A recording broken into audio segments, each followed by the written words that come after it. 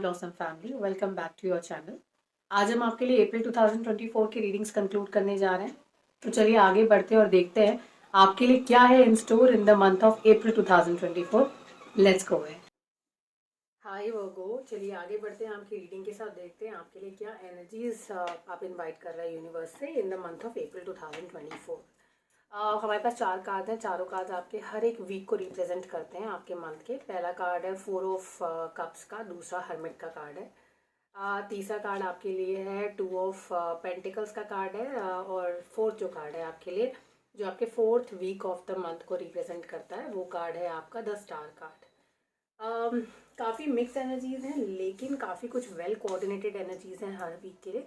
But reading को ज़्यादा clarify हम तभी कर पाएंगे जब हम आगे बढ़ेंगे और देखेंगे कि बाकी के कार्ड्स के आपके लिए क्या एनर्जीज है। 2 कार्ड्स हैं। पहले ही कार्ड को कंबाइन करते हुए आपका कंपेनियन कार्ड है फर्स्ट वीक का, द क्वीन ऑफ पेंटिकल्स का कार्ड है। दूसरा कार्ड आपको दूसरे वीक को जो कंपेनियनशिप देता है वो है प्रिंसेस ऑफ वॉन्ड्स का कार्ड है। तीसरा जो कार्ड है जो रिवर्स में है, but then since we don't do reverse readings, हम आगे बढ़ रहे हैं। 5 ऑफ कप्स का कार्ड है आपके लिए। और जो फोर्थ कार्ड है आपके लिए वो है फोर्थ वीक को कंपेनियनशिप देता हुआ प्रिंस ऑफ सोर्ड्स का कार्ड है। चारों कार्ड्स के अंदर कुछ एक जो चीज़ें कॉमन दिखती हैं मुझे, वो ये दिखती हैं कि कंफ्यूजन है। हॉस्टाइल एनर्जी के साथ आप लोग डील कर रहे हैं इस मंथ के अंदर। कोई एग्रेसिव एनर्जी के साथ आप डील कर सकते हैं। कुछ चीज़ें पीछे छोड़कर आगे बढ़ जाने में भलाई है। पर देन हाँ, क्या एनर्जीज हैं हमारे पास टोटल, वो हम आपके टी लीफ कार्ड से भी पूछ लेते हैं। कुछ एक एडिशनल जो मैसेजेस आपके लिए हैं। डॉल्फिन एनर्जी है, weeping willow, family sorrows are there in the card. July is a very important month for you Virgo. तो चलिए आगे बढ़ते हैं आपकी रीडिंग के साथ। पहले हफ्ते की जो एनर्जीज हैं वो कुछ इस तरह की हैं कि कोई ऐसी अनएक्सपेक्टेड एनर्जी जो, या कोई ऐसी अनएक्सपेक्टेड इमोशनल अपॉर्चुनिटी जो भगवान खुद आपको दे रहे हैं, आपके लिए आ रही है आपके माइंडसेट की वजह से, या सम इमोशनल बैक स्टेप आप गो थ्रू किए हैं, उसकी वजह से एक फाइनेंशियल अपॉर्चुनिटी जो है ना, वो जो कि आपको इमोशनली भी इम्पैक्ट करती है, आपके हाथ से छूट सकती है। तो ऐसा हो सकता है कि कोई ऐसी एसोसिएशन जो इमोशनली आपको काफ़ी ज़्यादा फ़ायदा पहुंचा सकती थी, वो जो एनर्जी है, वो आती हुई एनर्जी, आता हुआ ऑप्शन, आता हुआ सपोर्ट आपके खुद के एटीट्यूड की वजह से आप खो देने वाले हैं।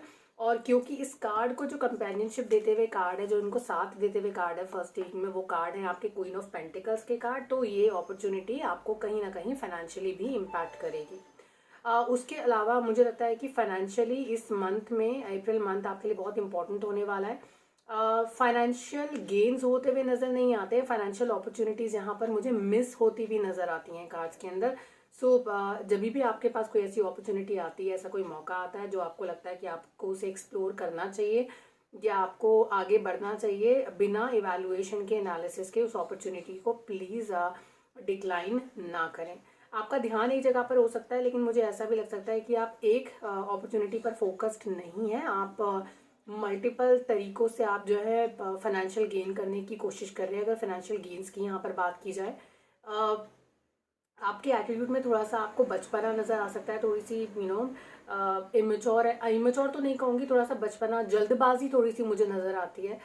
वो यहाँ पर लगता है। और आपको लगता है कि आपने वो रैबिट और टॉर्टोइज वाली कहानी सुनी होगी कि आपको लगा होगा that you are very fast, you very fast and furious, but then somehow somewhere someone is working on the work in the background, और वो जो एनर्जी है वो आपसे आगे निकलने की कैपेबिलिटी यहाँ पर रखती है। So be careful, evaluate your options, people around you very carefully, and do not ignore any signs which are coming your way. That's one thing. Virgo आपके लिए बहुत इंपॉर्टेंट है। सेकेंड वीक जो है वो काफ़ी कुछ सेल्फ इवेल्युएशन, एनालिसिस का वीक है। आपको अपने आप को एनालाइज करने की ज़रूरत है वर्गो, क्योंकि बहुत सारी ऐसी, अब क्योंकि यहाँ पर अपॉर्चुनिटीज़ की बात हो रही है और आप वो चीज़ खोने वाले हैं पहले वीक में, काफ़ी ज़्यादा चांसेस हैं अपने खुद के एटीट्यूड की वजह से। यहाँ पर सेकेंड वीक में थोड़ा सेल्फ इवेल्युएशन की बात है, सेल्फ एनालिसिस की यहाँ पर इम्पॉर्टेंट है। थोड़ी मैच्योर अप्रोच की ज़रूरत है, और आपको किसी एडवाइज़र की भी यहाँ पर हेल्प मिल सकती है, जो कि आपके लिए बैकग्राउंड में आपको हेल्प करेंगे, सपोर्ट करेंगे, आपके करंट एटीट्यूड को थोड़ा सा स्टेबलाइज करने में आपकी मदद कर सकते हैं। ये एक जो एनर्जी है यहाँ कार्ड में नज़र आती है।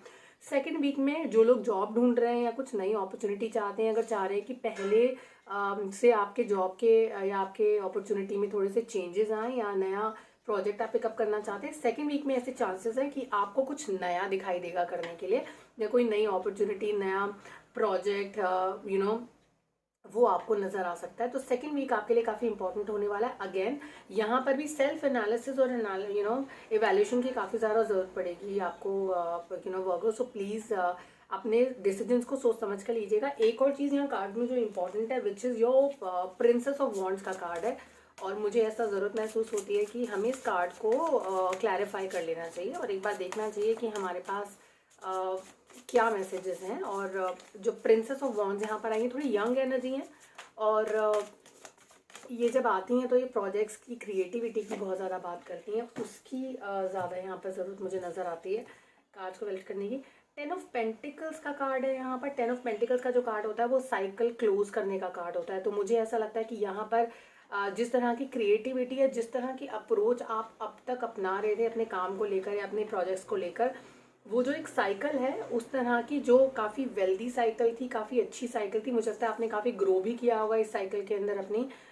ये जो ग्रोथ है ना, ये वाला जो साइकिल जो पीरियड है ना, ये मुझे यहाँ पे आपका जितना फ़ायदा इस वक्त से उठा सकते थे उतना आप उठा चुके हैं, और वो यहाँ पर कार्ड्स के अंदर साफ नज़र आता है that you are going to feel like that you are wealthy. आपको जो अचीव करना था आपने वो अचीव कर लिया है, अब आप क्या करें। तो यहाँ पर मुझे लगता है आपके करंट प्रोजेक्ट्स के अंदर या करंट रोल के अंदर थोड़ा सा बोरियत महसूस हो सकती है आपको, आपको लगेगा कि अब आगे क्या किया जाए, चीज़ें ऑटोमेटेड मोड पर आ गई हैं, आपके पास कुछ नया नहीं है करने के लिए, कुछ नया ग्रोथ नहीं मिल रहा है। तो ये मुझे लगता है यहाँ पर आपको महसूस होगा अपने काम को लेकर। मुझे लगता है यहाँ पे आपको लगेगा, क्योंकि यहाँ पे फाइनेंशियल कार्ड्स हैं और नए प्रोजेक्ट नए काम को लेकर भी यहाँ पर दिखता है। तो किसी नए असाइनमेंट को लेकर आपको लगेगा कि अब मेरा जो काम था या जो रोल था वो पूरा हो चुका है, इसके beyond I don't have anything creative to work on.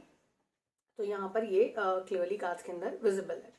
उसके अलावा थर्ड वीक की अगर हम एनर्जीज की बात करें, थर्ड वीक की जो एनर्जीज है वहाँ पर अब क्योंकि कॉन्टिन्यूशन ऑफ एनर्जीज है, अगर सेकंड और थर्ड वीक को यहाँ पे देखा जाए, आप खुद को फाइनेंशियली स्टेबल समझते हैं, चीज़ें बहुत बढ़िया चल रही हैं, चीज़ें काफ़ी अच्छी चल रही होंगी अभी तक सेकंड वीक तक, और जो थर्ड वीक है ना वो आपको कंफ्यूज स्टेट ऑफ माइंड में लेकर आएगा। यानी कि आप जो कर रहे हैं वो तो आप कर ही रहे हैं, वो आपके हाथ में है, लेकिन आपकी नज़रें किसी और चीज़ पर, यानी कि आप कुछ नया करना चाहते हैं, नया जॉब हो सकता है, नई अपॉर्चुनिटी हो सकती है, और आपको लगता है कि आपकी जो लाइफ है थोड़ा सा वेवलेंथ ऊपर पे जाएगी अगर आप इस अपॉर्चुनिटी को एक्सप्लोर करते हैं, इस प्रोजेक्ट में आप इसको करते हैं। जॉब चेंज के भी चांसेस हैं यहाँ पर। आप सोच सकते हैं कि मुझे अब चेंज कर लेना चाहिए या कुछ नया कर लेना चाहिए, आप ये भी एक्सप्लोर करने की कोशिश करेंगे कि आपको अब लगेगा इस ऑप्शन के अंदर ना आपकी ग्रोथ थोड़ी नीचे है, इतना ज़्यादा अच्छी ग्रोथ आपको नहीं मिल रही है यहाँ, और आपको ग्रोथ काफ़ी, यहाँ पे ग्रोथ काफ़ी अच्छी मिलेगी आपको। तो आपका जो फोकस है वो चेंज हो रहा है थर्ड वीक में, आपका फोकस एरिया चेंज हो रहा है थर्ड वीक में। बट और दूसरी चीज़ ये भी है कि आपको कहीं ना कहीं माइंडसेट जो है वो आपको ये कहता है कि देखिए इतना कुछ मैंने अचीव कर लिया है, ये सब मैंने कर लिया है, this I have explored, I have drank from these cups already, इसमें कुछ रहा नहीं है, और आप पीछे भाग रहे हैं किसी नई चीज़ के, कुछ नया पकड़ने की कोशिश में, कुछ नया करने की कोशिश में कि आप मुझे ये कर लेना चाहिए। मुझे लगता है कि अभी भी बैकग्राउंड में कुछ ऐसी चीज़ें हैं जो आप कर सकते हैं अगर आप करना चाहें, लेकिन आपने अपना मन बना लिया है आगे बढ़ने के लिए तो उसको कोई नहीं रोक सकता। एक कदम आप उठा चुके हैं, हो सकता है इनिशियल जो कॉन्वर्सेशंस करनी है वो आप कर चुके हों ऑलरेडी, और आगे बढ़ना चाहते हो इस प्रोजेक्ट के साथ, इस नए जॉब के साथ, इस नए प्रोजेक्ट के साथ। एक और चीज़ जो यहाँ पर है इम्पॉर्टेंट, वो आपके रिलेशनशिप एरिया में भी है। मुझे ऐसा लगता है कि आप एक रिलेशनशिप से दूसरे रिलेशनशिप में भी मूव कर सकते हैं, बट ये रिलेशनशिप ऐसा नहीं है कि आप सिंगल हैं, आप ऑलरेडी कमिटेड हैं, आप किसी रिलेशनशिप में हैं, किसी के साथ हैं, और उस रिलेशनशिप में आपको लगता है कि वो स्पार्क नहीं रहा है, आप किसी नई चीज़, नए इंसान के पीछे आप भाग रहे हैं। ये नया रिलेशनशिप लग सकता है मुझे, यहाँ ये नया रिलेशनशिप लगता है मुझे, और मुझे लगता है कि आप उसके पीछे इस वक्त भाग रहे हैं, अपने स्टेबलाइज चीज़ों को पीछे छोड़कर आप कुछ नया करना चाहते हैं, नए रिलेशनशिप में जाना चाहते हैं।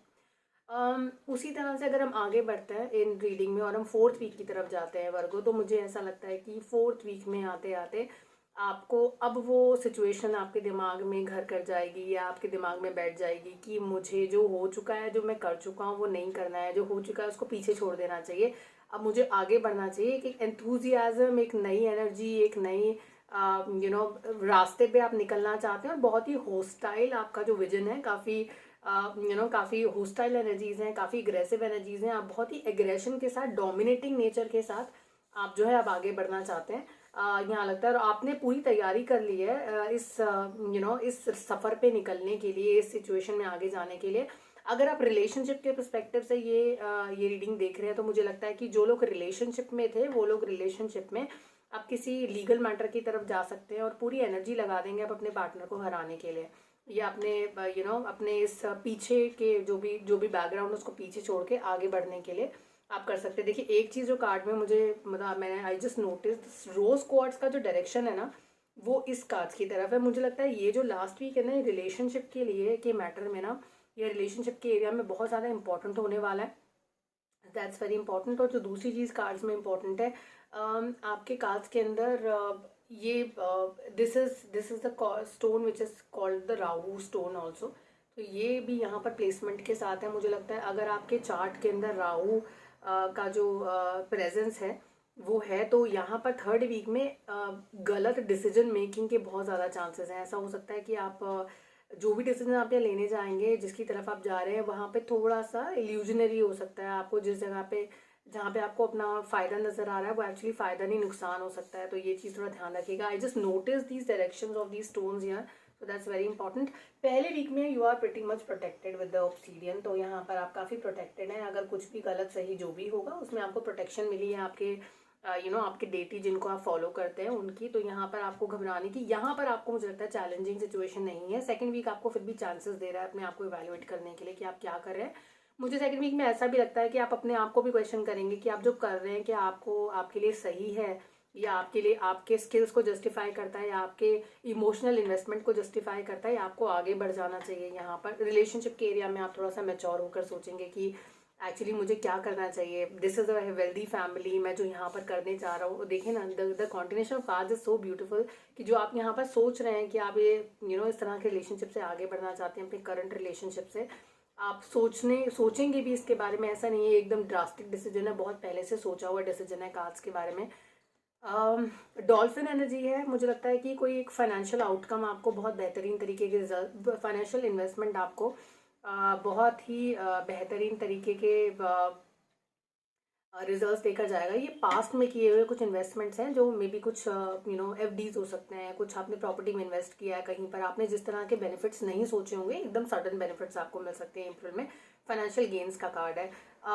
यहाँ पर मुझे लगता है फैमिली में कोई लॉस हो सकता है। मुझे लगता है फैमिली ट्री से कोई एक पार्ट, कोई एक इंसान, कोई एक हिस्सा जो है, कुछ हेल्थ रिलेटेड इश्यूज हो सकते हैं, या कोई फैमिली सॉरो का यहाँ पर कार्ड है। So please I wish a lot of happiness for your family and good health for your family, but then this card is here so I can't really hide the message in front of you.